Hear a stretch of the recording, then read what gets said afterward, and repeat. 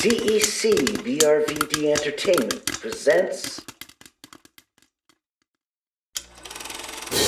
Scorpio Cinephiles with Rick and Blaine.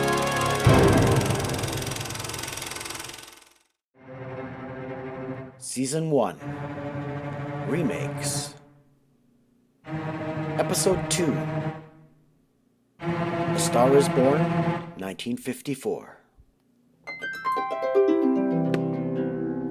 Hello and welcome, movie and film enthusiasts, to the second episode of Scorpio Cinephiles. My name is Rick Van Dyke. With me is Blaine Covert. Hi, Blaine. And the purpose of this particular podcast is to choose specific movies from history and analyze them in the context of the era of which they were made.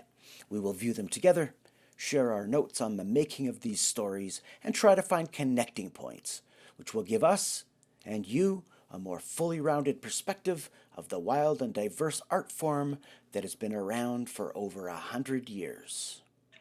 And we are on part 2 of the 4-part remake series based on The Star is Born.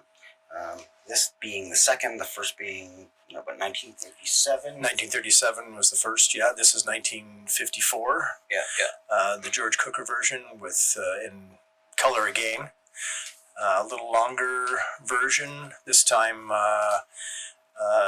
the first one being an actor, actress, this being an actor, actress as well, but also a singer, singing actress, right. Of course, with Judy Garland And James Mason. And that kind of introduces sort of the music element from the, you don't want to call it a franchise because it's not like Fast and the Furious. No, but I mean like these series of consistent remakes. Yeah. And I mean, when a story is as classic as it is, even though it kind of changes here, it resonates, right? And people are inspired to want to do their version, and that's how you end up with remakes. And this season, from here on out, now they're all going to be musical. Yeah, is the your lead of Vicki Lester is now become a synonymous with music. Yeah, with music as a singer. And do you think that was just because Judy Garland's performance was just so iconic? Like, do you think it kind of broke the mold and then you can't really go back kind of deal? I would agree with that. I mean, Judy Garland was certainly an amazing singer, and her performance in this one was amazing. Yeah, God, man, I brought me to tears, man. I can't see if too many 50s, let alone a goddamn musical, where we shed a tear. It was crazy, fantastic performance. Anyways, we'll get to that. Yeah, we'll get to her. We'll talk about her performance and the history with her for sure. Mm-hmm. Well, let's talk about George Cukor. Mm-hmm. No, that's pronounced right, Cukor? I believe, yeah. I think you've got it. Yep. Okay. He was the director of A Star is Born, and we talked about it in the first episode, right? About how he had directed the proto Star is Born movie. What Price Hollywood? Yeah, from 1932, which you pointed out to me, and then of course, he was the original director, and that was kind of where I think he sort of, it was sort of his first significant film. I think would have been that one for sure. Yeah, right. Mm-hmm. It had a cultural impact. So the unofficial first Star is Born. Yeah, there you go. You got 5 actually, if you want to count that one for sure. Yeah. Yep. The screenplay was by Moss Hart, apparently a stage director who wrote screenplays for stage and screen. So that's kind of interesting. Because it is a remake, they in the credits they have it that it's all based on Star is Born, written by William Wellman and Robert Carson, which we credited in the first episode as being the writers of Star is Born Part 1, or first remake. the first Star Wars, or Star Wars. The first Star is Born, yes, and then, but of course the unofficial one being, What Price Hollywood. Yeah. Right. Produced by Sidney Luft. Yes, who was married to Judy Garland at the time. And apparently he pumped a shitload of his own money into it too. Yeah. He really wanted to resurrect her career, I guess. Mm-hmm.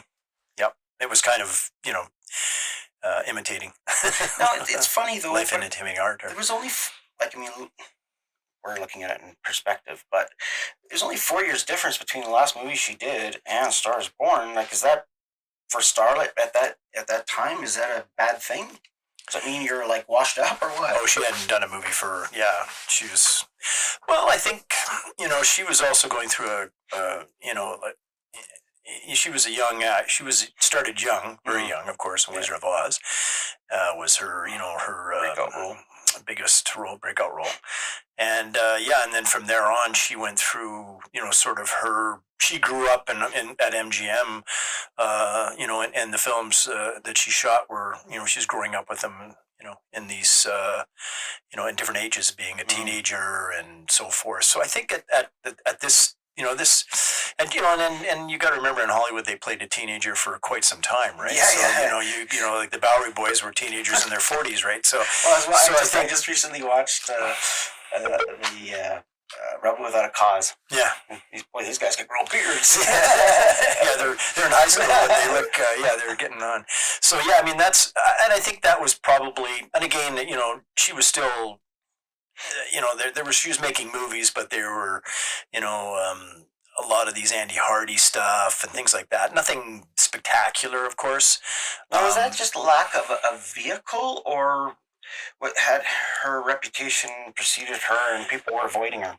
Well, I think it was I think she had that transitional period where she was, child actor, teenage actor, and now, an adult actor, right? And that was a difficult, probably a difficult thing at that time. And proven in Hollywood to happen all the time. Every generation has its kid stars that burn out or somehow persevere and move on to a second incarnation, so to speak, in a career. Exactly. Yeah. Sometimes they make it, sometimes they don't. Unfortunately, but yeah. Mm-hmm. So yeah, I mean, so there's probably I'm not too sure. I didn't really look at the the amount of years between her last film and this one. But I think my notes. That it's that 4 long, years. so I think it was only it's 4 interesting years. then. But anyways. It was edited by Fulmar Blankstead, but legend has it that its massacre was a few hands in the making. And we'll talk about the alternate versions a little later. Sure, but or do you? Let's just touch on the basics first. Yeah. So I was reading my own joke and it didn't really play well, but anyways. Yeah, J.R. Warner definitely edited the movie, but anyway, after it ran initially. So what I had written down was it was a big deal for the industry, as it was considered Julie Garland's big comeback. Yes. James Mason was kind of like at the peak of his career. He went to sort of like romantic leading man from previously, I guess he played a lot of anti-hero type characters. Mason did a lot of the. He came from the British cinema as well, so there's some. But he did once he came to got into the Hollywood. He played in definitely was leads and some different roles like Five Fingers, which is a really interesting kind of noir take on the Second World War, kind of espionage involved with noir. Yeah, he's got he had some pretty good, some really good films under his belt by this point for sure. Yeah, but still, I mean, there's a guy that's been, that made movies long after, and did some really good ones. Some of my favorite ones, But tell me about George Cukor. Well, I mean, he was you probably know a bit better. Maybe you've got better notes than I on him. I think, he's did some pretty classic movies in his time. Some that'll stand out for some of the people listening would be like The Philadelphia Story, of course, and Gaslight. And then later on in the 60s, he made another, one of Jack L. Warner's favorite movies, which was My Fair Lady. So,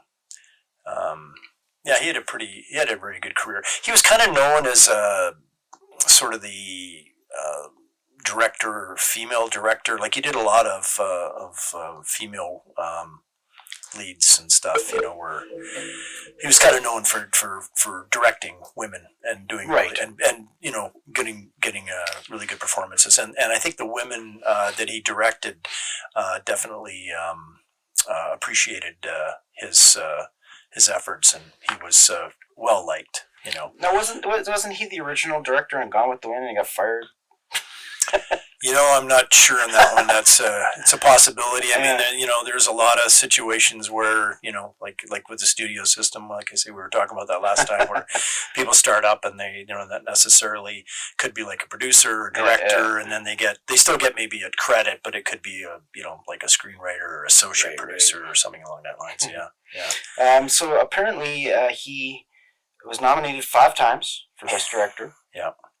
And which he won for, as you just mentioned, My Fair Lady in 1964. I finally won in My Fair Lady. Took him a lot of years to finally win it. Yeah, exactly. Yeah. Interesting. And that was a favorite of Jack L. Warner as well. It was one of his favorite movies, I believe. So my father told me. Now his career is kind of all over the place, because I was following I went on IMDb obviously and just went to all the different pictures and just made a note of where he was working, right? Because it's all studio system, correct?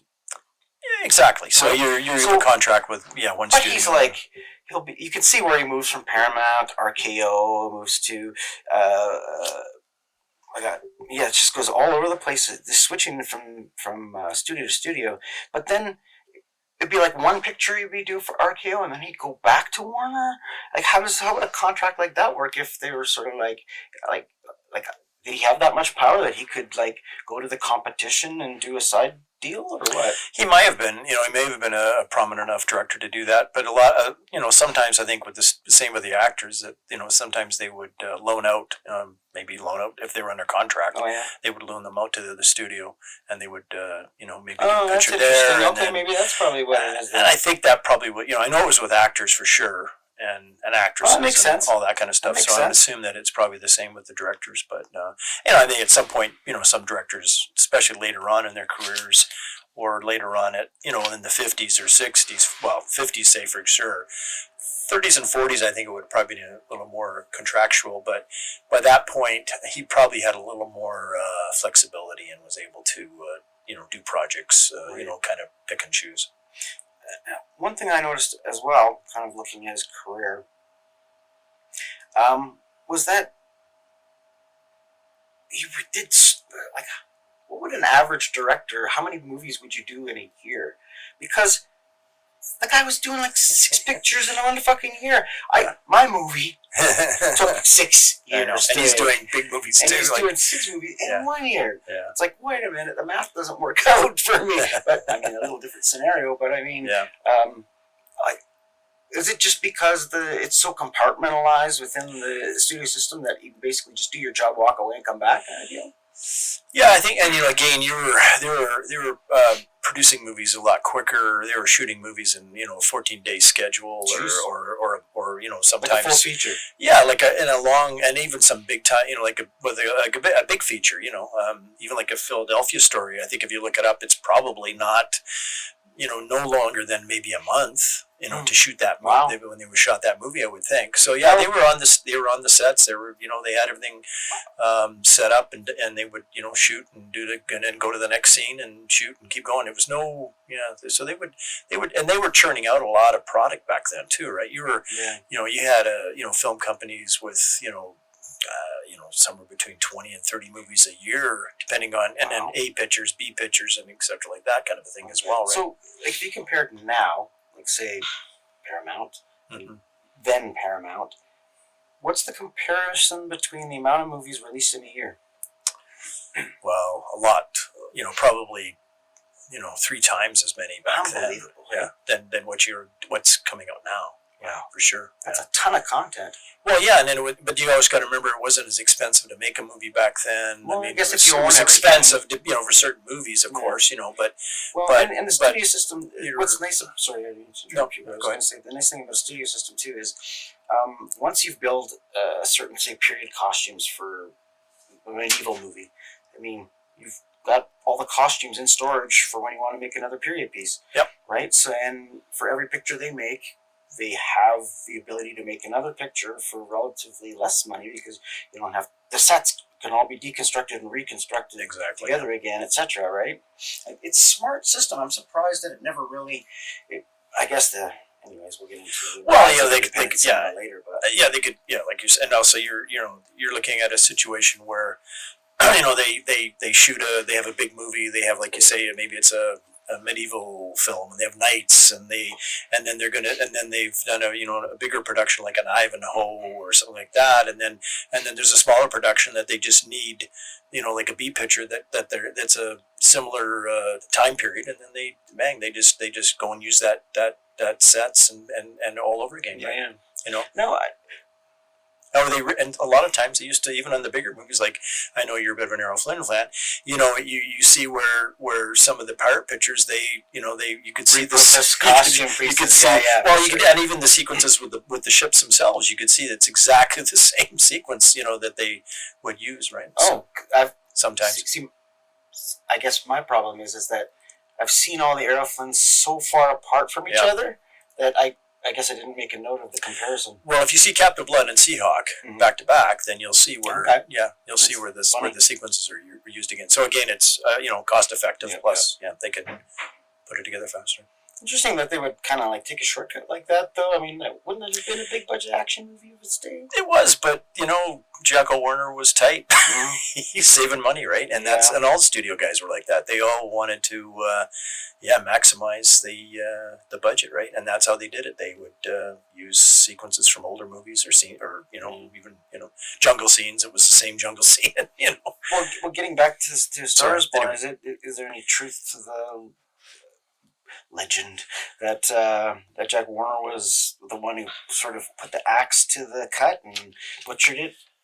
Well, yeah. What I've there's a few different stories, but I would go with the one where Jack L. Warner realized that this was you also got to take into consideration, see, like today with really long movies, you're only getting a certain amount of show times, right? So they realized, and the theaters probably may have complained about that fact as well. I was going to mention that, actually. But, but this is again, some people report that the theaters complained, but then some reports say the theaters weren't complaining.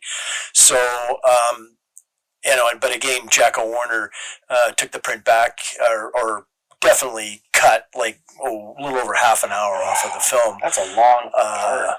And then there's a lot of stuff lost, and like we were saying, the version we watched today, there's quite a few sequences at the beginning where you have they had all the dialogue, but not the actual film footage. So they would just use stills and then and flip the stills back and forth, and then have the dialogue.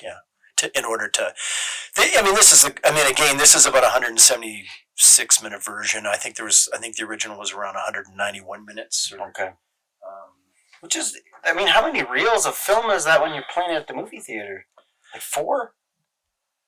Oh, 5? way more. Like 8? Yeah. Your like how many reels per hour? Normal film is about if you're a 2-hour movie, you're about 2 cans, probably 3 to 4 per can. Right. Yeah. So you're looking at this one's probably the original version of this one would have been a 3-canner or wow. Yeah. Because I think we watched the 176-minute version. The film I don't think was 181. There was some records saying it was 181 minutes, but I believe it was around 196 minutes originally. So it was 3 hours and 16 minutes. Well, why don't we talk a bit about the now that we're talking about the cut version?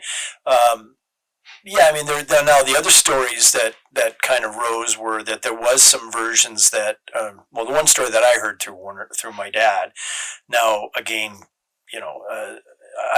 there's some validity to it, I'm sure, but there was apparently a story about a security guard which over the years because they would see the trouble with the studios is that they were, again, we talked about this last week, they were notorious for destroying their films and then not realizing that they destroyed every single print, and then they didn't have a print left, and then so there was situations with where people would the films would end up in the garbage and somebody would take them out of the garbage, and this one particular security guard, I believe, as the story goes, had all this film and took it home, put it in his garage, and then died. And then his wife kind of went, geez, I got all these movies. So what happened to that product, we're not sure of, but there was a storyline that I heard that there was A Star is Born, that he had the full original version that was originally destroyed. The other interesting story that we kind of talked a bit about is Roddy McDowall was a big film collector, and had a lot of his movies and films that he enjoyed or liked, and he had a huge collection of somewhere in the neighborhood of 160 full movies. Let me just check 160 movies. Wow. That he had collected. Like, what kind of storage space would you need? Well, you have to have a house in Beverly Hills, and it has to be pretty big, and you got a basement with all these movies, right? And a lot of these guys had their own projection room and everything, so they would run their movies. They would run 35 millimeter film, have a projectionist run it for them, and he was one of the first guys to transfer to videotape.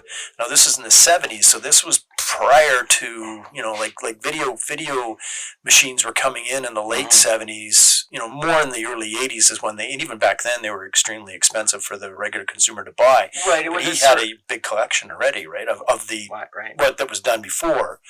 And then so the story goes that at this time somebody turned him in a sense, to the FBI, and the FBI came. Dr. Zayas. Yeah. I'm telling you right now, I don't trust that guy. In 1975, the FBI raided his house and in North Hollywood and seized 160 film canisters and more than 1,000 video cassettes from his garage, all unlawfully copied at that time for use in private screenings. The Bureau estimated the collection to be worth $5 million. Now, some of those most of the films were given to him. For example, Giant with James Dean and Rock Hudson was given to him by Rock Hudson. Print, 35 millimeter print. Is it common for a star to have possession of an actual reels of their film? A lot of times the actors or producers would definitely have some 35 millimeter prints if they wanted them. Some didn't want to watch. Some people didn't mind watching their own. It's weird because some actors will watch it, some won't. But people that did, if they did like a certain movie and certain actors did like certain movies, and they wanted to keep that. Interesting. The other thing that that's interesting here is that the producer from the long-running Planet of the Apes series was another source. Arthur P. Jacobs had given a print of that to Roddy, because Roddy McDowall had played in both the theatrical and the TV series for that, so he had those. So see, these are some of the things that he had. Now, like the FBI, like McDowall worked with the FBI, and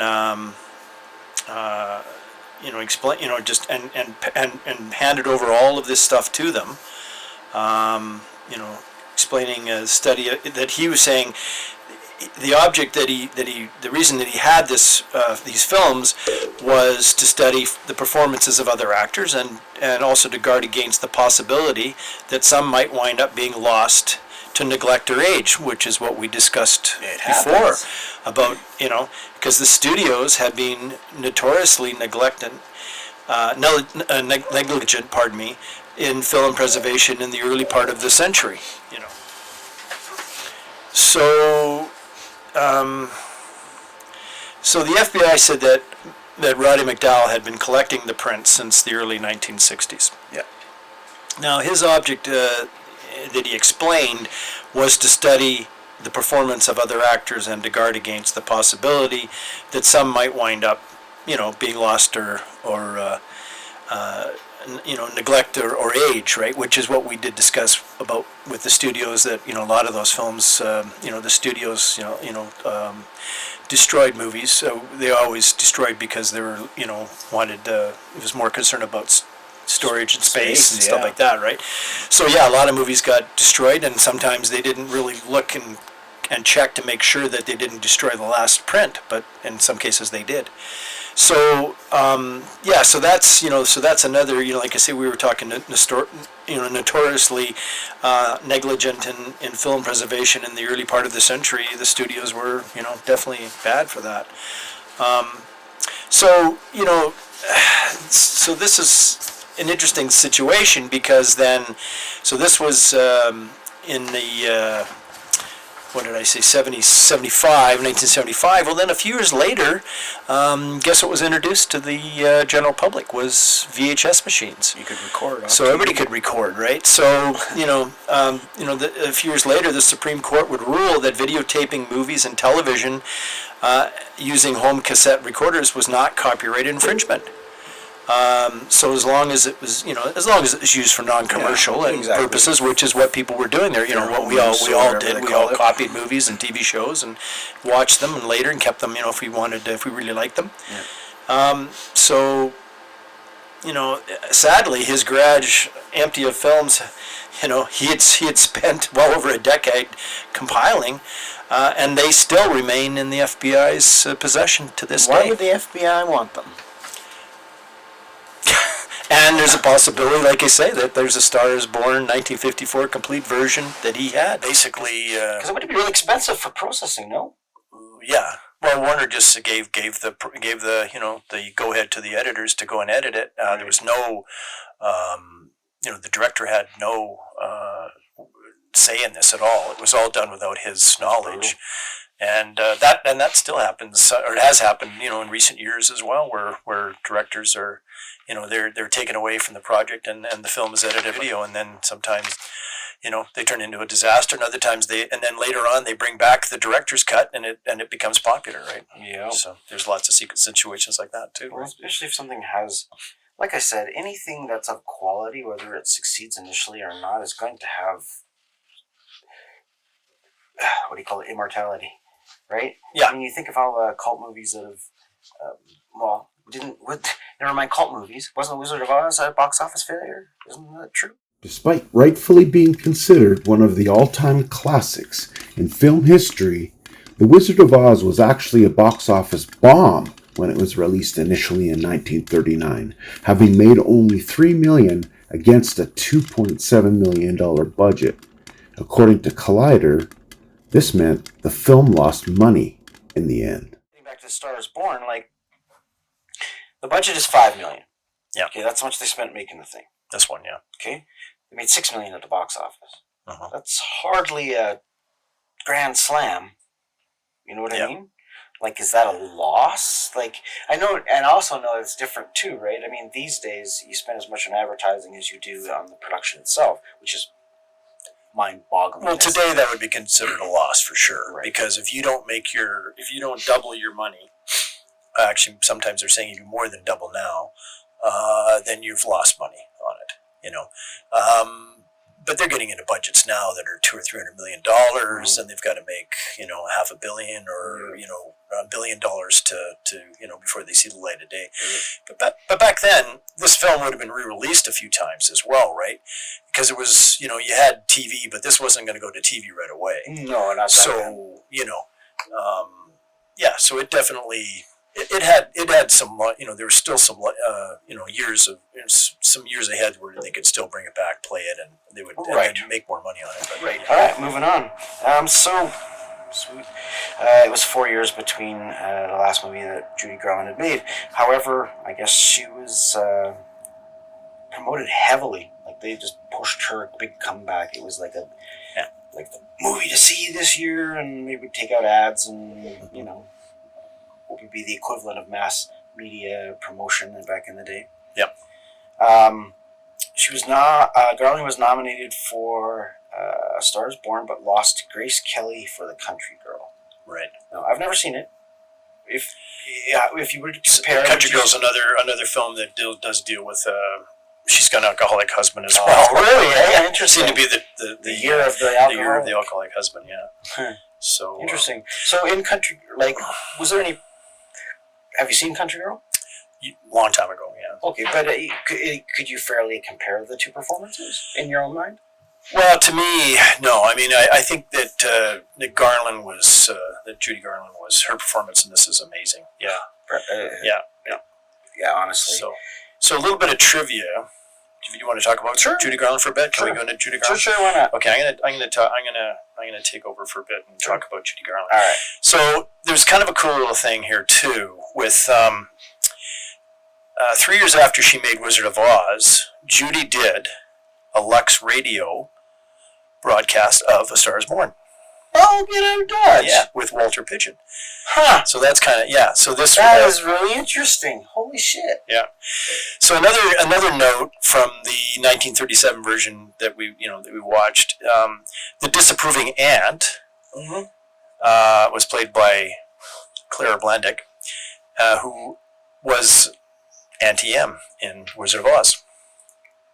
And now that you say it, I can see it. We were kind of talking about the last one. We were like, oh, these but these actresses are actors, these character actors and actresses always look familiar, and you're trying to place them. And so I was. So anyway, Judy Garland and Lady Gaga. We'll get into that in our episode 4.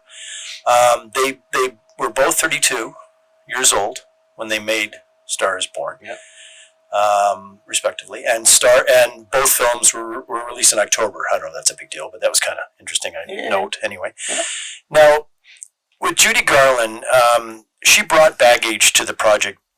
She had a dependency on prescription medication. Now, was it widely known at that time? There was problems certainly within the industry. Now, that could have been an issue why she wasn't getting jobs in those few years.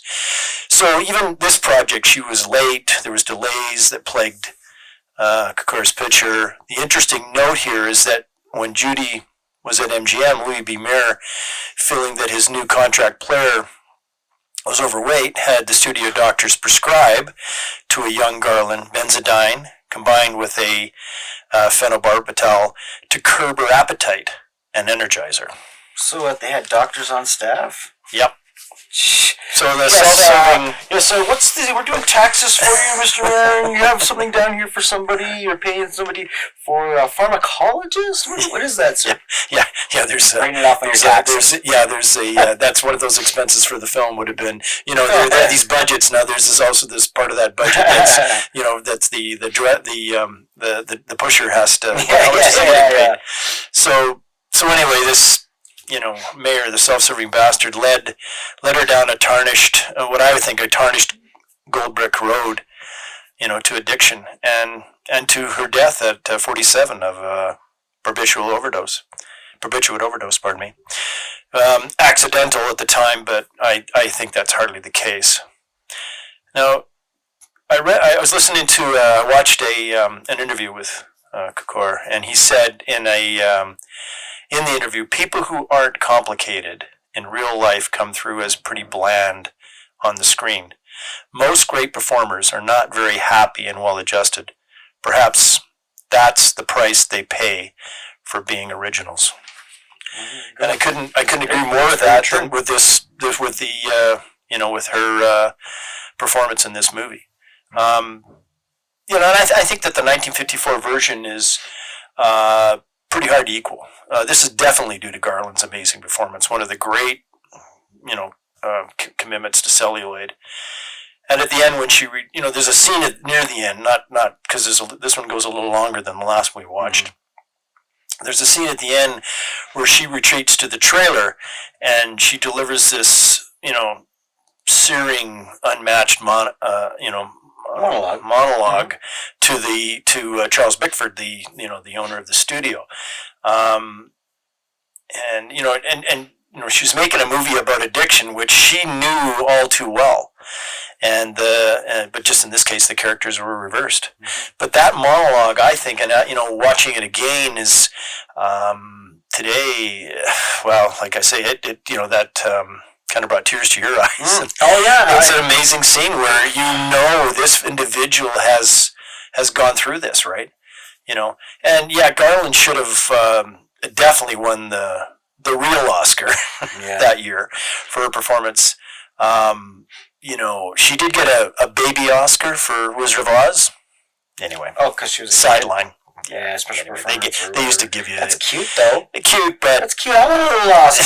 A little baby Oscar. Little baby Oscar. Which years later, her husband left, who produced this movie, had a gambling problem and was trying to sell the Oscar to pay off his debts. Boy.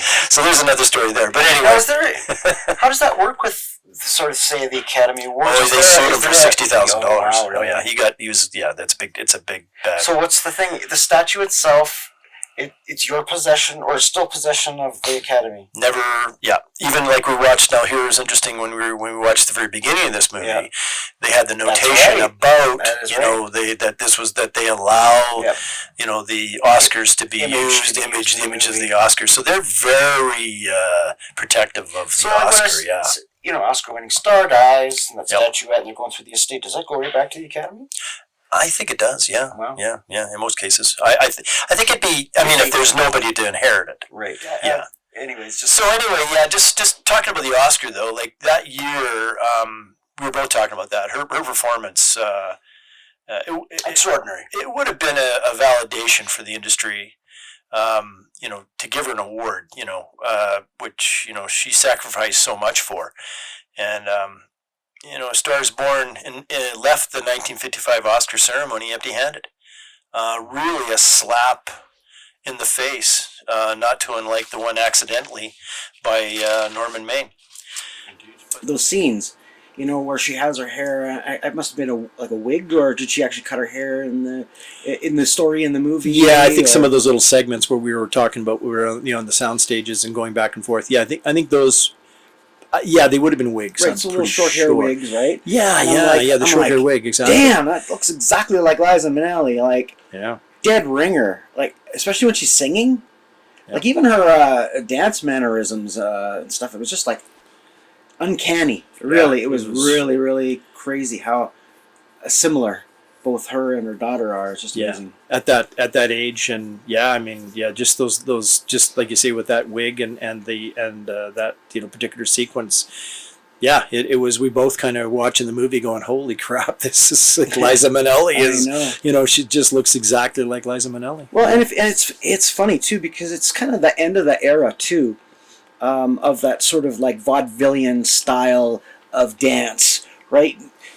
Nowadays, in contemporary dance and theater and stuff, you don't see a lot of jazz hands, you know what I mean? Yeah, exactly. Whereas back then, it was sort of the height of that thing, and kind of, it's neat to see that it went from, Judy Garland's generation and through to Liza Minnelli as she kind of blended into the, to the 80s and whatnot. And, because her she made a few movies and where she did she had those kind of dance sequences and Cabaret, of course. Cabaret, of course, is her the biggest one that she made. But there's even a few later in the 80s that she made as well that were nice little movies that she was a pretty competent actress as well, I think, for sure. Yeah, absolutely. Yeah. So it did win Golden Globes though for both actor and actress. Yes, well there you go. So they didn't get the Academy, which is, sadly, because that was sort of the movie was really about the industry and of course has the Academy Awards in both versions. Yeah, it's funny. There's that one scene, I think we talked about this when the movie was playing, where, they bring her in, Esther in, and they're going to, give her the makeover, right? And they bring her into makeup, and they go into this room, and I thought it was plastic surgery. They're all wearing surgeon outfits. Everything's clinical white, right? And they put her in the chair, what looks like a doctor's chair, and they're kind of examining. Oh, her nose is too big, or her cheeks. We got to do this, we got to do that. Yeah. And I'm thinking, wow, Hollywood really was hardcore back then. just surgically alter you if they wanted to make a change. But no, it was makeup, and I'm not sure if that was an exaggerate satire of You makeup, know, it's or was probably makeup department pretty really like freaking that? close, I would think. Really, Yeah, eh? because they would. I mean, they put the little prosthetic on her nose to kind of build it up a bit or adjust it to one way. They put the blonde wig on, gave her lips. You know, what starlet was popular at that point? We have to do the lips like that starlet. The eyebrows, again, another aspect that they would adjust to whatever was the most popular actress at that time. Right. And that's kind of a neat scene in this one where, you know, in this one, I like the fact that Norman Main comes and, you know, kind of drags her out, Cleans her up. and then takes the wig off and has to wash everything off and bring her back to her original, you know, kind of deconstructs the whole Oh, for sure. Hollywood, It's very, changing of the individual, important. right? Yeah. So I like that aspect of this Well, one. I think it's an important scene, right? Now, would Right. that have been one of the scenes that would have been removed initially? No, I mean, that was still intact, Okay, of course. okay. That was still there. Because that is a great scene, like you say. It's funny too because I hadn't seen it before, Mhm. and I'm watching it, and then here she comes, you know, the new, Vicki Lawrence, Vicki Lawrence, right? the or say Vicki Lawrence. Oh, sorry, I had a Carol Burnett flashback. Yeah. Sorry. Lester. She comes around, and I'm looking at her, and I'm thinking she kind of looks weird. Like the eyebrows are exaggerated, the makeup's too dark, and she's blonde. Yeah. She does not look she doesn't look good as a blonde. And I'm thinking, Yeah. oh boy, is this going to be the Vicky of the starlet that's changed? And then James Mason comes in and says, "You look ridiculous." Yep. Is what I was thinking, right? Yeah. And then cleans her up. I thought that was really clever. I like that aspect. Yeah, that's a neat aspect in this one. You know, similar to they both had similar scenes as in the first one, in the 37 version. But I think this version, builds on it, makes it better, of course. And again, like we said, you know, the director had he got the mulligan from his first version, and then there was another version between that, and then this is his, you know, kind of a third try or third, you know, take on it, but Right. in a sense, but. Yeah, and I really like that scene. Yeah, it's a good one for sure. So yeah, I mean, obviously the two leads, Judy Garland, and as we said, James Mason. Yep. Let's talk about James Mason. Yeah. 3-time Academy Award nominee. Mm-hmm. Here's a piece of trivia for you. When he died, he had his ashes interred near the tomb of his close friend Charlie Chaplin. There you go. That's something I did not know. Interesting. He died in 1984. However, his last role was in 1985. You know how movies work, how that happens. But still, Unfortunately, they're still making movies, so. Yeah. He had started off in England, of course, British actor. Did a lot of stage and moved into movies and eventually television and movies as well. One of his breakthrough roles, one that kind of put him on the map, was Prisoner of Zenda. Mm-hmm. Prisoner of Zenda. Yep. He had he was quite popular. The venues, the exhibitors, would have polls as to who was the most popular this or that.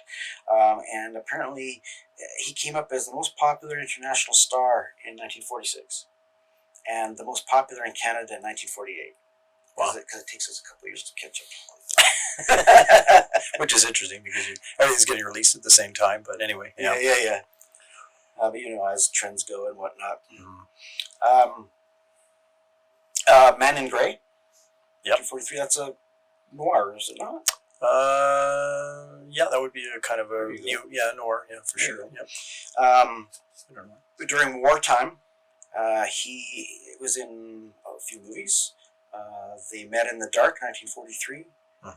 Candlelight in Algeria, 1944. Yep. And Fanny by Gaslight, 1944. And I didn't know that he did a horror movie. Well, it would be classified as a horror movie, I guess a ghost story. As a movie called The Police of One's Own in 1945. I've never heard of that. I haven't heard of that one either, yeah. Interesting. The other one that I really liked that was released around that time of the war or just after the war was Michael Rennie and him, Five Fingers, which is where he's like, you know, kind of espionage with stealing secrets and selling it to the Germans and getting money, and it has a really kind of a twist ending, which is really fun. Yep. Yeah, I like that movie a lot. That being said, I was looking at sort of like the, you know, how big these movies were and whatnot. All that stuff I just mentioned was pretty much obscure. Most people, even then, probably wouldn't have heard of it. I guess he kind of broke through with his first sort of commercial hit. They Were Sisters in 1945. And then following it up in the same year, Jesus, man, these people don't sleep. Nope. Seventh Veil. And I guess that was a huge box office. It really, really did well. And I mean, he just never stopped working, really. No, he's Captain Nemo, 20,000 Leagues. There's a classic role, of course, with Douglas and Peter Lorre, and great movie. Yeah. Man, I used to be able to do a really great James Mason, and today I was practicing. I was like, I want to do it on the show. No, You want to try it? Nah. Well, I do just a scene from one of my favorite movies with him, and it is Salem's Lot. Okay. Actually, I just saw that for sale yesterday, and I almost bought it. But There you go. Oh yeah, I'll have to get a I wouldn't mind getting a Blu-ray of that. I have a regular. It's Blu-ray at Walmart, $5. Well, there you go. That's where I'm going. But he has that one. There's a one scene I think that I always kind of remember where he's like, "You could come up to the house and meet Mr. Barlow. You'd enjoy Mr. Barlow, and Mr. Barlow would enjoy you." So anyway, but yeah, I always think about that. But he's and then he did like Folks, and I don't know. Do you have some more listed there? I mean, he's got such a great, Last of Sheila, which is one of my favorite movies. I mean, I love him in Last of Sheila. He's the guy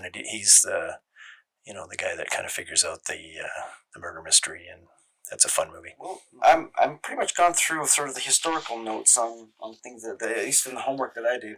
Do you want to talk about our impressions of the movie itself, and some of the performances, scenes, etc.? Well, the other thing I was going to mention was the two interesting similarities between the 37 and 54 version, which is Libby the press agent, which is not involved in the next two. He's really a kind of a chief villain in this story, I think, because he's not concerned about Norman, and he doesn't like Norman. This one's a little. We don't find out till the end. Yeah, you kind of get the gist of it, Yeah. but he's concerned more about the hottest piece of property, which is Vicky, and he'll protect that no matter what. But his contemptuous treatment of Norman drives the damaged man over the edge, which is, and I always find that. I mean, I get that. He's. Even the judge, he says you had everything, you had the good life, compared to some of these other drunks that are here, being sentenced, and you let it all go, right? So but I still think that's a tough scene, because he's trying, to, sober to remain sober, orders a ginger ale at the bar. And then this gets beaten up, by Libby, right? And in both versions. This one maybe a little bit more. Jack Carson, who's another really good, great, character actor from the Warner, and a lot of really good Warner Brothers movies over the years. I think he's good in this, but he really kind of delivers the punch at that sequence, the and nail then, in the coffin, so to speak. and there's a few other things that happen afterwards, but I mean still that's it's pretty tough, right? That's a tough sequence. It's interesting. I think the core of it is the addiction story, right? I mean, and it's been consistent from the first incarnation all the way through to the most recent. So it's interesting that it's topical still. It's a problem. Always has been a problem.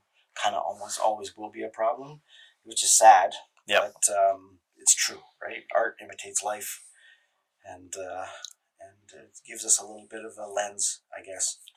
Yeah, and nowhere more than in Hollywood or with celebrities, right? Because you always, you're always saddened by the fact that some celebrity that you like, or or not know, but I mean know in the sense of you watch and like that individual, and then they burn out early and through either addiction, drugs, or alcohol, and that's that's a tough one. That.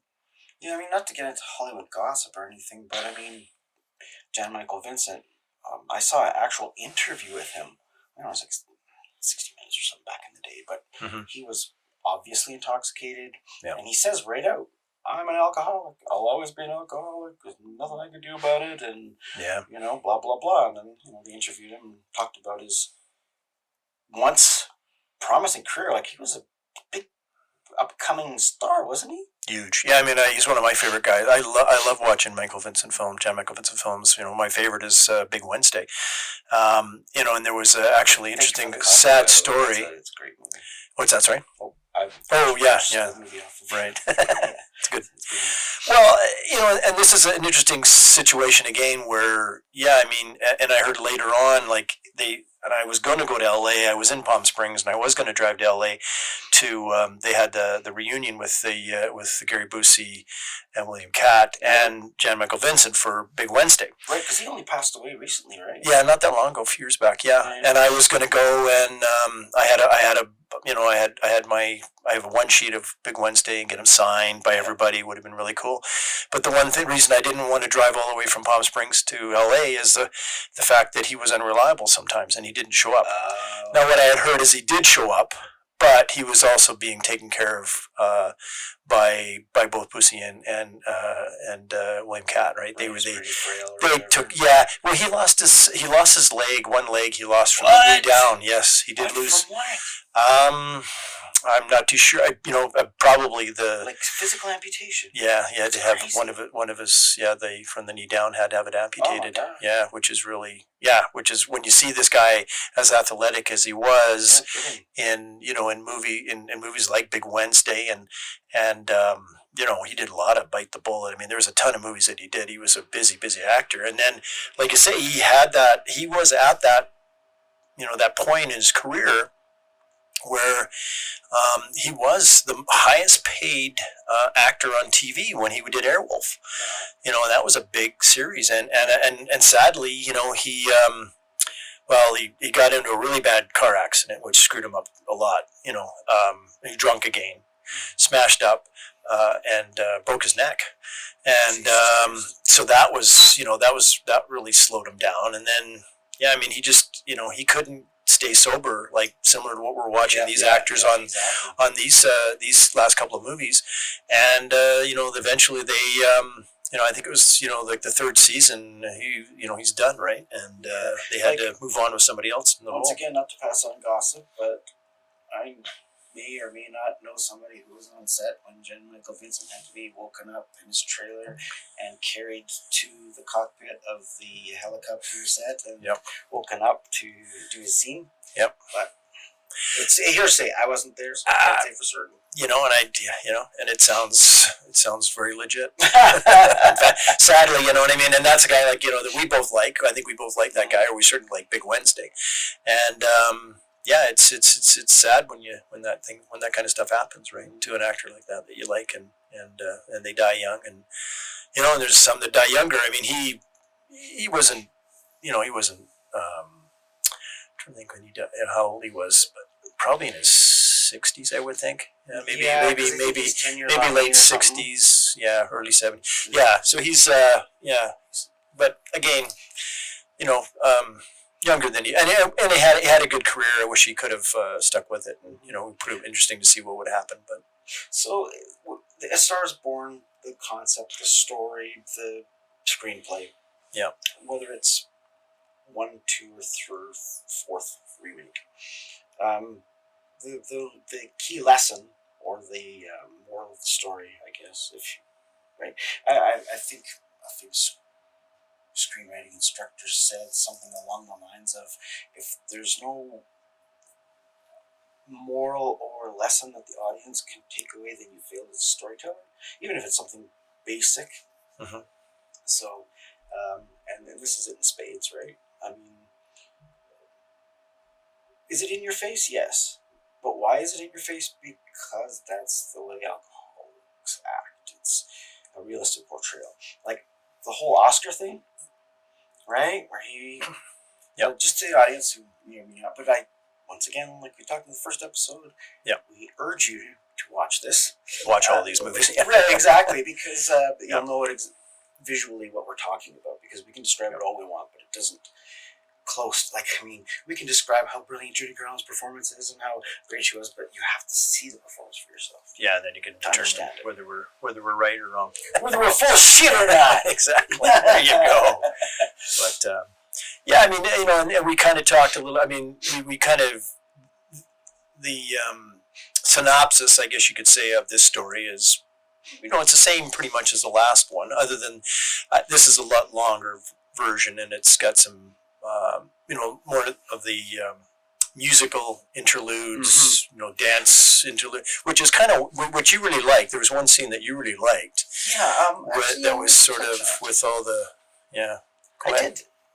Well, neither of us are guys that are into musicals. I just want to make that clear. So, yeah. So it's not our first. Yeah. We're reviewing it because, of course, it's part of the Star is Born IP. Now, so I had to do a little research on musicals.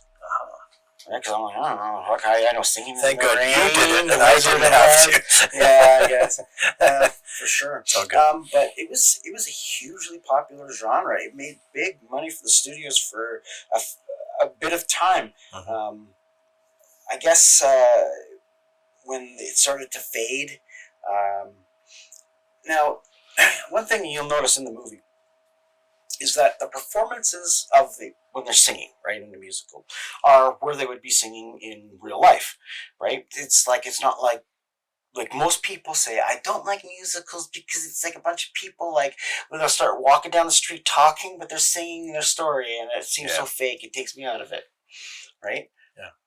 But until Elmer and Bernstein, apparently, that sort of style of musical it was like this. All the musicals were about performers. So you'd have a musical about a guy who sings on a cruise ship, right. And it would be shot on a cruise ship with a guy that sings on a cruise ship, you know? Yeah.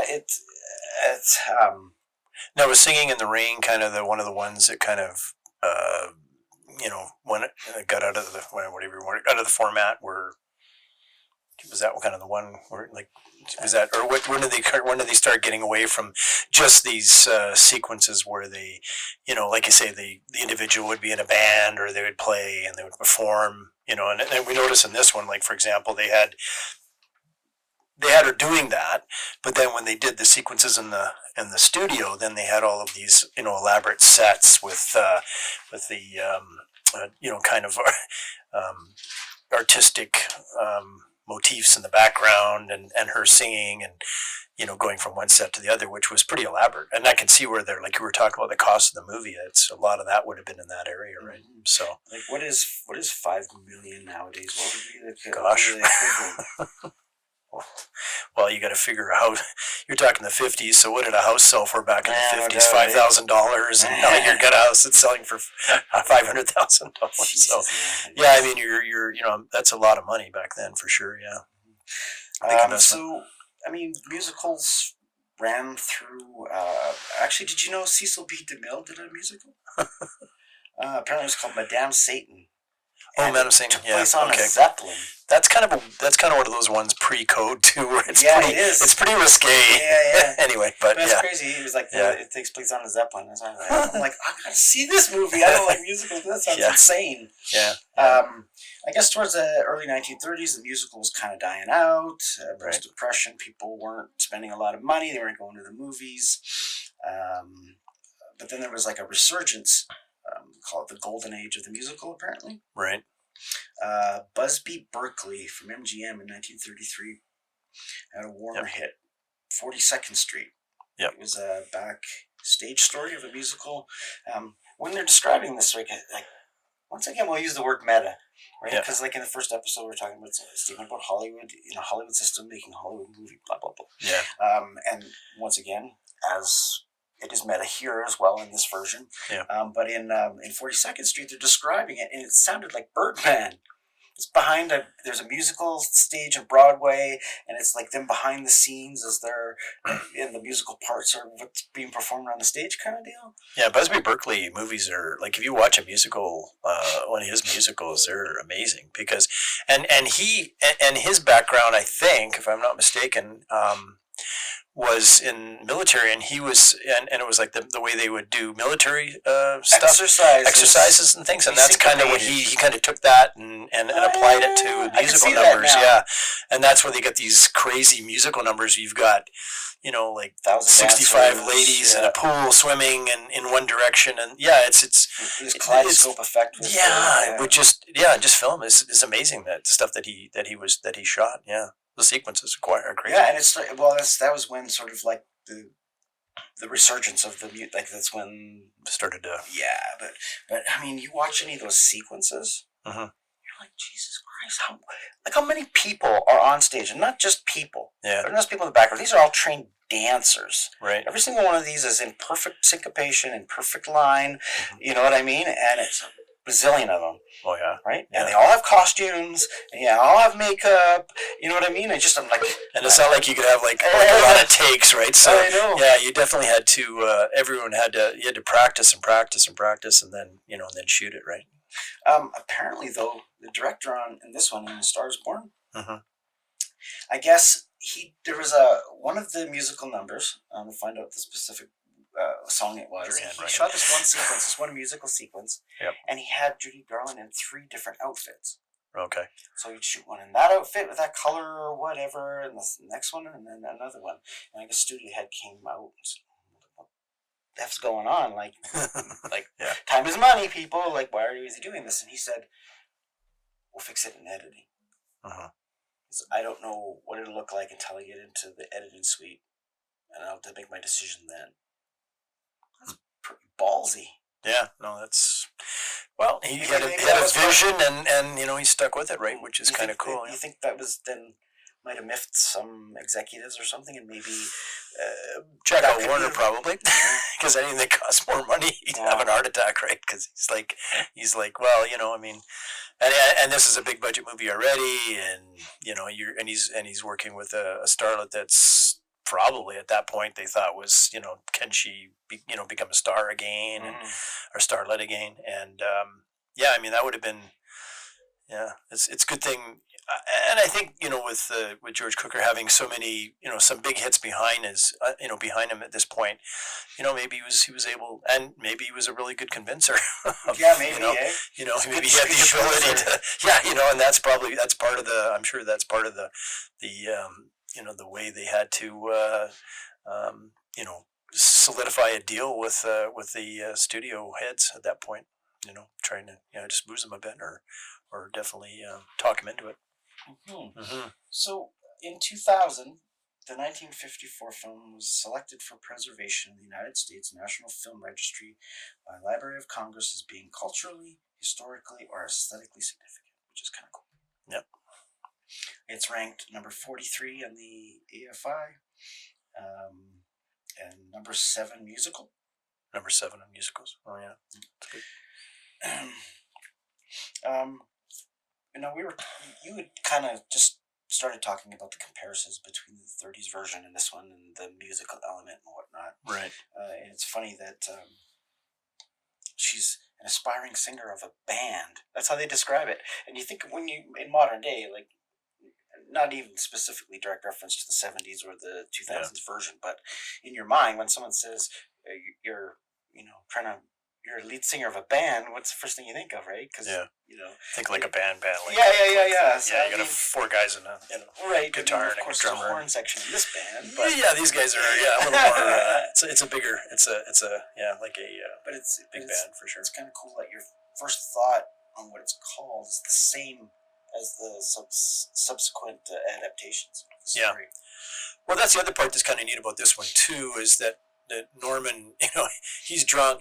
The first time you meet him, he's a bit of a jerk, because he goes onto the stage with her. She's in a singing dance number with a couple other guys. He gets on the stage and but he's really pushy too. He's a bit of an aggressive drunk, and more so than what Frederick March was in the 37 version. Well, they say most alcoholics are either happy drunks or mean drunks. It's one or the other. Yeah, you have one or the other for sure. Yeah, exactly.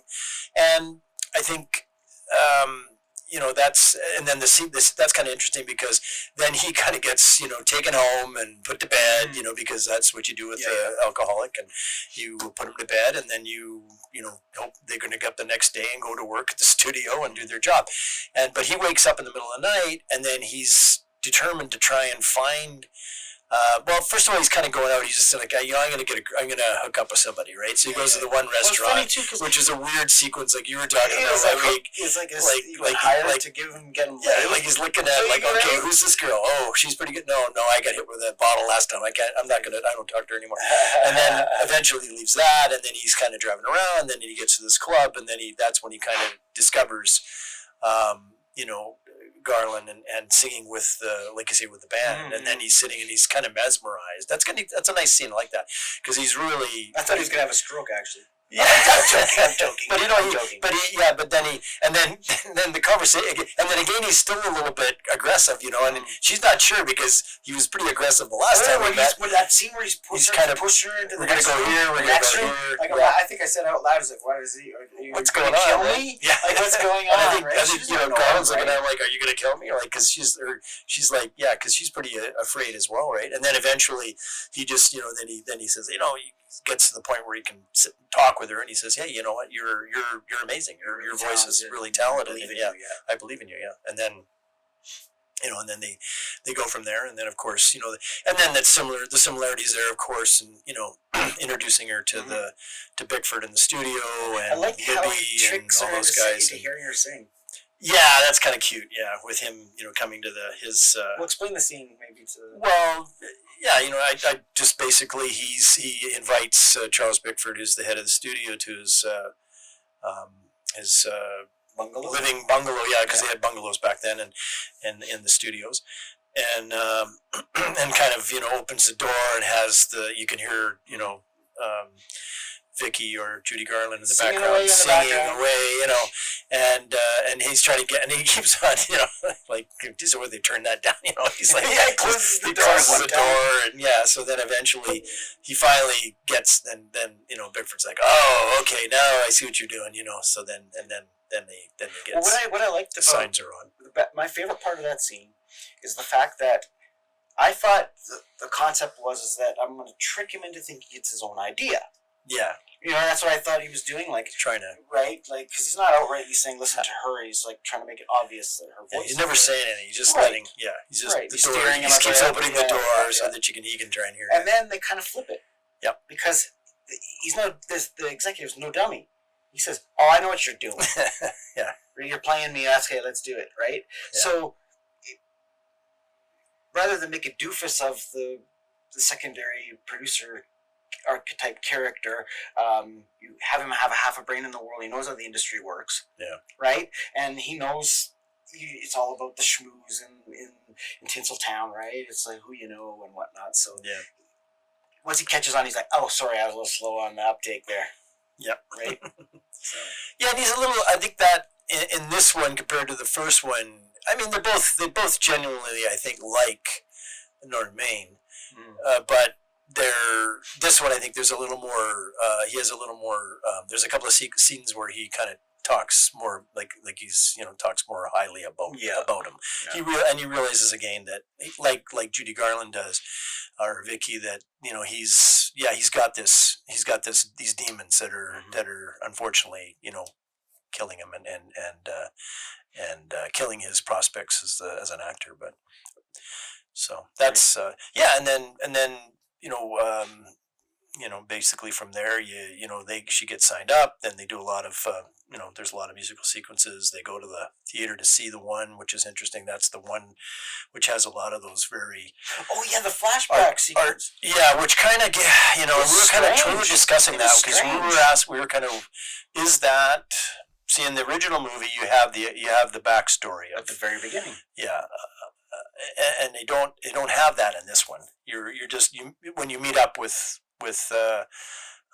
Esther, or she's singing and she's with the band, and so you don't have this backstory which you had in the first one. But you have this whole girl from Timbuktu, she was like city life, North Dakota, and then in this one you've got this whole musical interlude where they it sort of goes what you would think is her biography or her back history, right? Yeah. And that was kind of interesting. So if and I understand a certain amount of the audience will listen to this podcast and not watch the movie. So in that particular instance, first off, spoiler alert, 1954, this one, right? yep. So I think we're over the hump for the rules. We've done the whole, yeah, I mean, we've, basically, this one is, you've got her, again, reaching the stardom level of Janet Gaynor in the first one.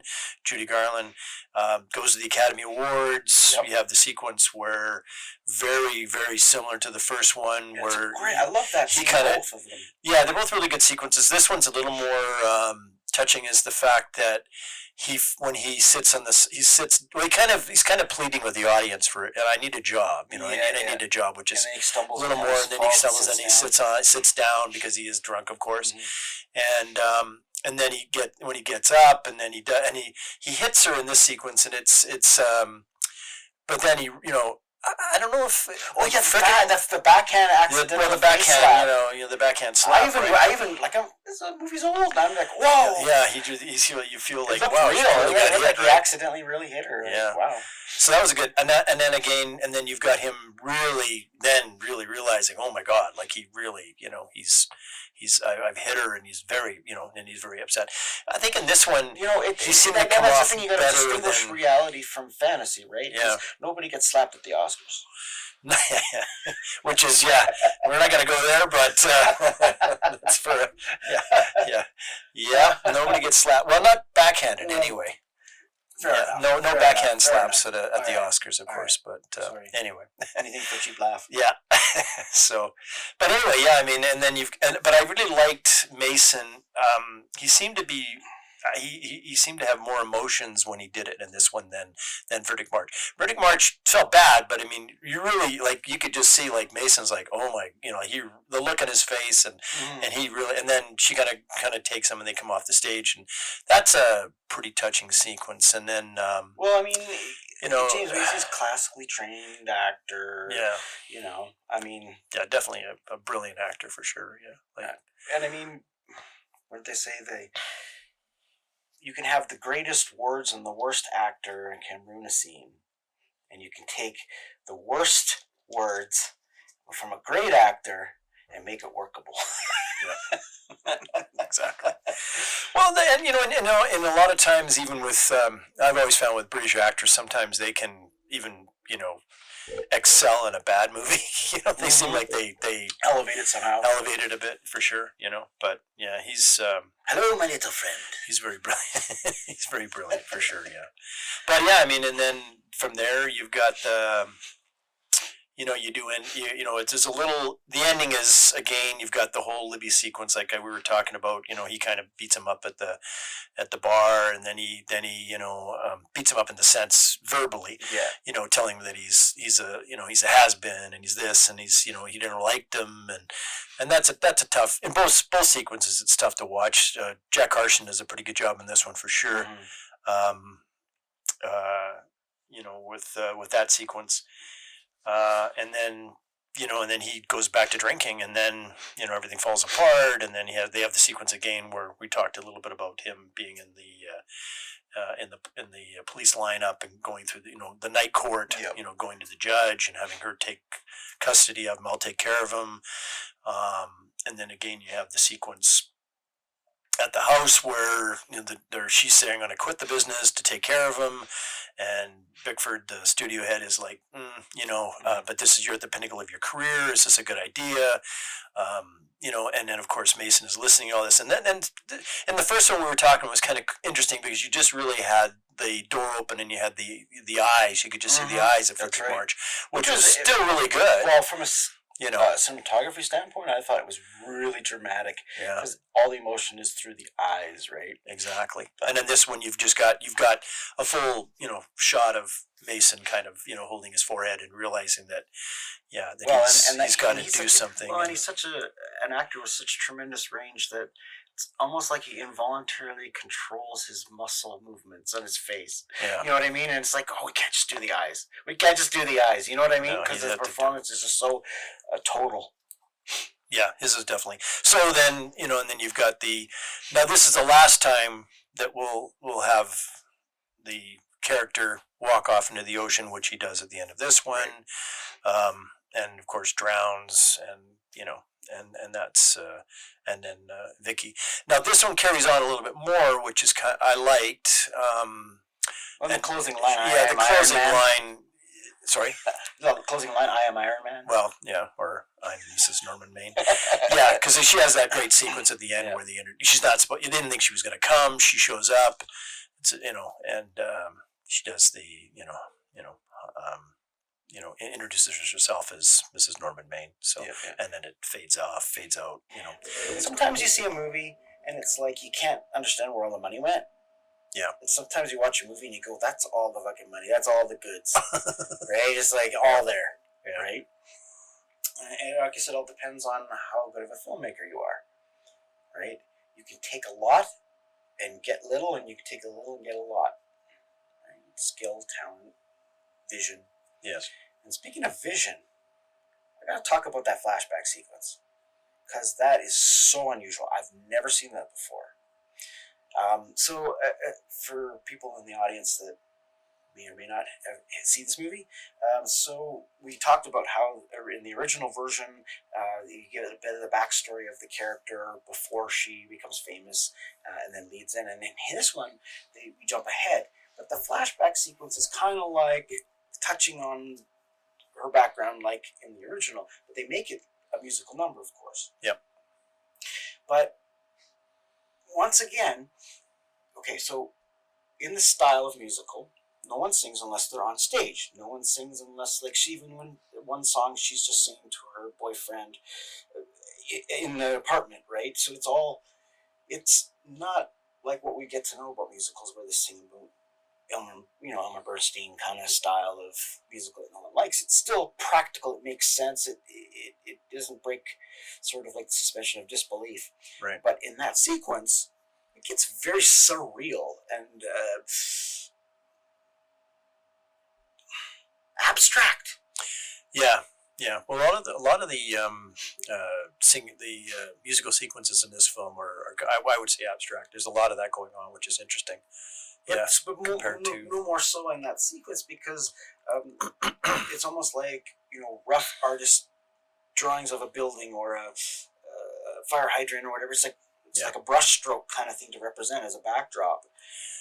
Yeah, I mean they had some like some art was like visible. Pardon me. And well, it kind of other reminded art me of was, a bit of German expressionism, right? Yeah, where a little bit. It's just Yeah, like, it's it's not the real background. Crooked sets, but kind of getting to that point where you have these, sort of, like your almost shadowing, and the way the sets were designed is her going from down the hall, like going from room to room, and then going through the sort of the trying to get a gig, trying to get a job, and having the ones that don't care and the ones that care too much. So there's a sequence like that. Oh yeah, there's should I say it? Is it not cool to use the who joke?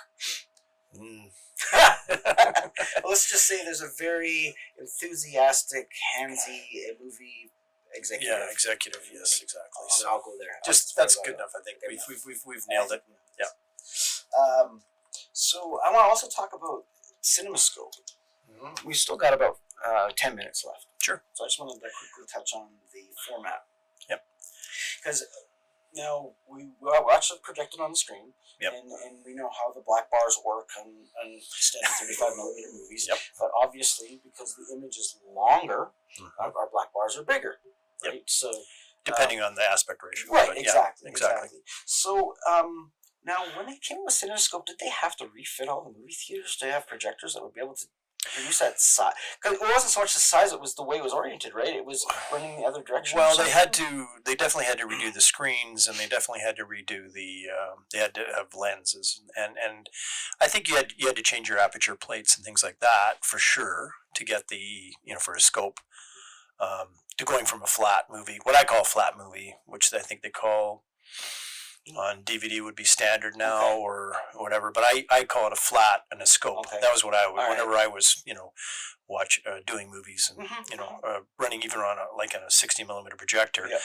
Really, you would just change the lens and that would give you the scope image properly. Right. Otherwise, you'd watch a lot of, it would be flat, but but everybody would be tall and thin, right? Right, which I saw a lot on TV. So did you see sometimes where, well, you'll see that when they do the credits at the end where they Spartacus, switch. I think, was the stretching TV. Yeah, they'll switch at the end to they'll go back to the flat format, Mhm. or the other way around. Sorry, because on TV you always had, you had your standard version, standard, and then when you went to the credits, they would have to go back to. Oh. Then they would have the Interesting. scope version, and you'd have and then you'd get but it would look a little weird. Now, would that have been relatively new technology? I wonder, what was the first CinemaScope movie, and is this part of the big push for the new format? Yeah, I'd have to do some research on that. But I think the 50s basically, again, they were trying to get people to stop watching TV is what they're doing. Well, they're up against TV, so they had to come up with the form. So they did a couple of things in the 50s. The big one was they came up with CinemaScope. Yeah. Which we want to call CinemaScope, but now every studio at that time, and I'm trying to name a few, but they had their own version. It was like steal the technology. It was like Beta, like Sony had to, I'm going to keep Beta for myself. VHS, everybody took it, but back then with the scope, they had one studio was VistaVision. Yeah. One studio was. CinemaScope. I'm trying to think of some of the other ones. There's, a few different, but again, each studio. Cinerama. Well, Cinerama, yeah, it was there too, but I think Cinerama was a little bit different because Cinerama was another thing that they did get into, screen. But you had screen. 3 projectors in Cinerama. Oh, yeah. You had to have 3 projectors because you had a curved screen, exactly. Right, So you had one in the middle. Yeah, and then so those films are a little more. They were a little bit too elaborate. That one, it worked, but not, but the CinemaScope was a big thing. They wanted to just to get, okay, we're going to make the screen bigger and we're going to have a bigger image. And that was a big thing. Yeah. And then the other thing that came out in the 50s, which didn't last as long as it is nowadays, but would in 3D. The initial, the 3D was another thing that they were trying to get people back into the theater with. So anything they could come up with. That's so old-fashioned, the idea of, paying an extra, go pay 3D. Yeah, and William Castle was another guy that, we like horrors, and, William Castle had all these elaborate, stuff that they kind of, pay homage to him in Joe Dante's movie Matinee, where, I love that movie. You've got Goodman sort of, running around in the Cadillac, but he's got to have, they have all these crazy stunts, and, and he did that with, the original House on Haunted Hill with Vinnie Price, which you like. Yeah, I like that movie too. You've got that skeleton sequence where in the movie where the skeleton comes out of the closet, but in the theaters they had a skeleton which would go right across the theater. I heard about that actually. And roll across above the audience, right? And then they had another one which really is really weird. I don't know how this worked, or if they had any injuries. But they had a movie called The Tingler. Where they kind of did little shocks in the seats, right? So again, like today, could you do this? Probably. Maybe it wasn't electricity. Maybe it was just vibration. No, it was actually electrical. They had set up the seats to give a little bit of a shock, right? So yeah, I mean, it was there's got to be some scary situations there, and and you had another thing where you had to sign a waiver that you wouldn't die in the theater because you're from fright. Some of the promotional gimmicks for some horror movies, exploitation stuff, where they would make you sign a release to watch this movie, you're frightened to death. Exactly, that was one of the ones that he had. If you die in the theater, we're not liable. Sold more tickets. Exactly. So I mean, that was there's another showman, all showmen, and a lot of these guys were old time showmen, and they came up with these gimmicks and just to get people back and put bums in the seats, as they say, and they still try to put bums in the seats, and now they've got you got 3D again, and you've got IMAX screens, and they're always trying to Fox or whatever. You got the ones where you can sit and get vibrated and shook around. And wait a minute, what movie are we watching? Anyway, but I think Scope was definitely Yeah, and this, was these are early days for scope, but Would that have been a push for it though? Like, come see Yeah. this movie in. yeah, oh yeah, they would have like this division, and they'd have like this, would kind of go. The lettering would be broader as it went out, and I remember that one, and yeah, I mean they all, so they were definitely pushing that aspect for sure to get people back into the theater. Now, anytime sort of a new technology like that comes out, like, I mean, talking real to digital or whatever, I mean, the exhibitors, there's going to be obviously an overhead cost to keep up with the Joneses. I think that's your pen. And I can't imagine, maybe, like, did that affect the box office of the movie in any way? Like, Well, I think you mean affect the if a theater didn't have the projector to be able to play the Oh film, yeah. You know what I You mean? definitely had to. You had to step not up. every theater is going to ante up the dough for a new technology right up on front, Yeah. right? Yeah, I would imagine some smaller towns that that can afford this scope at first, they probably can continue to play the standard flat movies, and there was still those at that point as well. They were still making them, but they're more of a B movie at that point, right? Right. So yeah, they would continue to do those, and maybe and eventually. I think eventually by the end of the 50s, everybody had a scope lens, Right. and you definitely, because then you were because once you got into the 60s, then you're there was a few flat movies, but the majority of them would have been scope. Even if they're black and white, they're scope, which is interesting. Yeah, because you see things like what, though? Dr. Strangelove, for example. Oh yeah, I guess it's black and white, but it's scope. It's funny is I know it's black and white, but letterboxed I just think of it as so. Yeah. So there's a good example. I mean, even it's odd that to me, I would think I'd want to. Sorry for the people that are listening. Rick's doing an impersonation of Peter Sellers. Yes, but yeah. So I mean, it always strikes me as odd that if they shot it in scope. What color would he have done? Loletta or Spartacus? Does that be? But Spartacus would have been. Cuts color.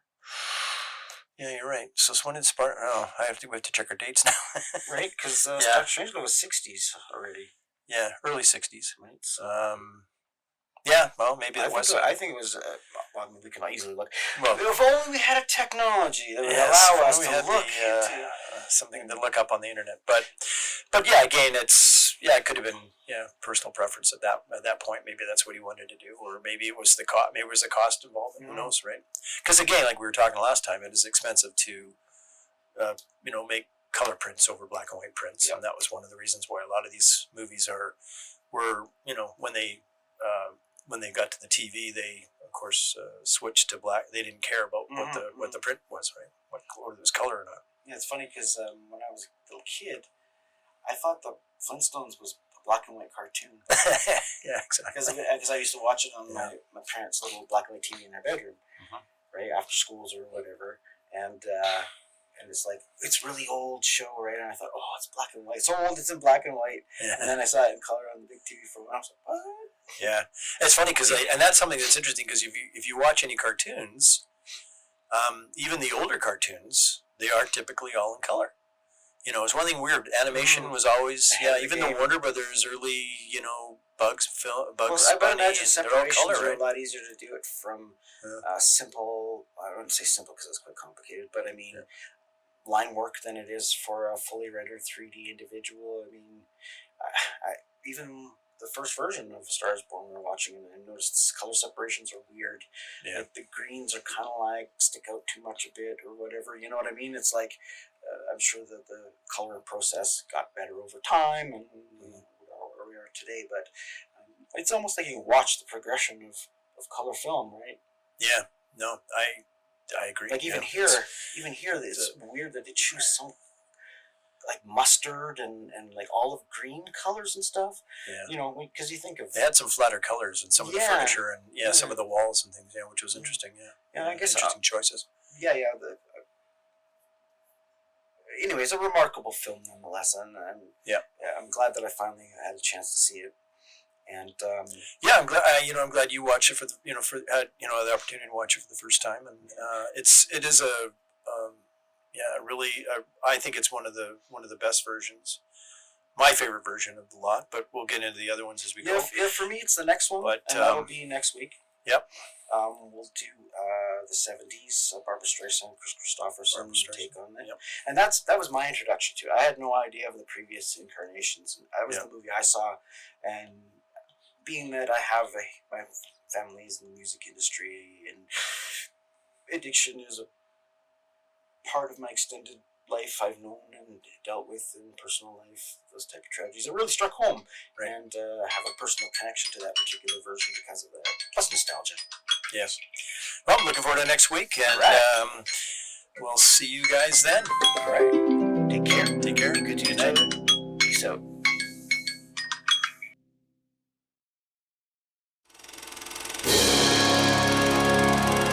The end of this episode. If you like this content, feel free to leave a like.